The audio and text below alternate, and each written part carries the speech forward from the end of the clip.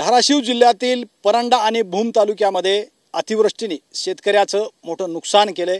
शेतकरी अक्षरशः नस्तनाभूत झालेला आपल्याला पाहायला मिळतंय। आपण परंडा तालुक्यातील रुई गावामध्ये आहोत आणि आपण जे समोर दृश्य पाहताय हे केळीची बाग आहे आणि ही केळीची बाग जी आहे ती उल्पा नदीच्या पाण्याने भुईसपाट झालेली आपल्याला पाहायला मिळते। या शेतकऱ्याची 2.5 एकरची केळी जी आहे त्यातला खालचा नदी साईडचा काही भाग भुईसपाट झालेला आहे। आपण जर पाहिलं या ठिकाणी तर ही केळी जी आहे ती काही दिवसामध्ये काढण्यास येत होती आणि शेतकऱ्याला त्याचा आर्थिक फायदा झाला असता उत्पन्नाचा। मात्र ही परिस्थिती जी आहे ती एकदम बिकट आहे। केळीची झाडं जी आहेत ती पूर्णपणे मोडून पडलेली आपल्याला पाहायला मिळते। लाखो रुपयाचं शेतकऱ्याचं नुकसान झालंय। या केळीच्या बागेचे जे मालक आहेत शेतकरी ते सुद्धा या ठिकाणी आहेत। मला सांगा कधी ही घटना जी आहे कधी पूर आलता आणि ही कधी घडली घटना? 23 तारखेपासून जी पूर परिस्थिती आहे ही दिवसातून 2 वेळेस या प्लॉटमध्ये पाणी येतंय कमी होतंय, पाणी येतंय कमी।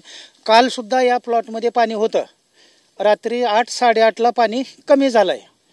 नदी राहिली पूर्वेला, नदी सोडून ही जी बाहेरून पाणी येतंय हे सतत आलेल्या पाण्यामुळं ह्या केळीमध्ये सारे ऊसाचं पाचट अडकून त्या पाण्याच्या दाबाने ही केळी अशी नेस्तानाबूत झालेली। आतापर्यंत दररोज साधारणतः 5-6 वेळेस या प्लॉटमध्ये पाणी येत आहे।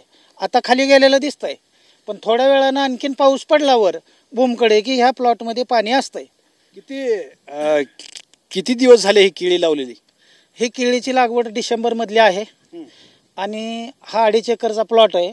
साधारणतः 1.5 लाख रुपये कोणताही केळी बागायतदार असेल तर एकरी 1.5 लाखापर्यंत त्याला खर्च येतो, कारण ती रोपच जर आपल्याला घ्यायचं म्हणलं तर 21-22 रुपयानं ते रोप इथं पडतं। आता ही केळी विक्रीसाठी कधी तयार होत होती? ही विक्रीसाठी पुढच्या महिन्यात केळी तयार होत होती आणि ह्याला संपूर्ण गावखत असेल विकत आणून लेबर चार्ज किंवा त्याला रासायनिक खतं डोस हे संपूर्ण, रात्री लाईट असेल तर रात्री त्याला खतं सोडायची, अहोरात्र हा इथंच असायचा बांधावर बसून। काय नाव काय तुमचं?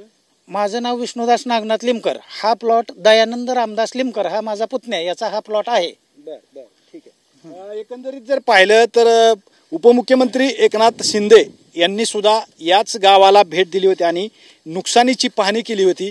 मात्र शेतकऱ्याचं नुकसान जे आहे ती भरून कसं निघणार हा मोठा प्रश्न आहे आणि शेतकरी या नदी काठचे जे शेतकरी आहेत ते अक्षरशः बर्बाद झालेलं आपल्याला पाहायला मिळतंय आणि शेतकरी भरपाईची मागणी करतायत, मात्र त्यांची भरपाई कधी भरून निघणार हा मोठा प्रश्न आहे। कॅमेरामॅन विकीसह मी श्रीराम क्षीरसागर, TV9 मराठी, परंडा।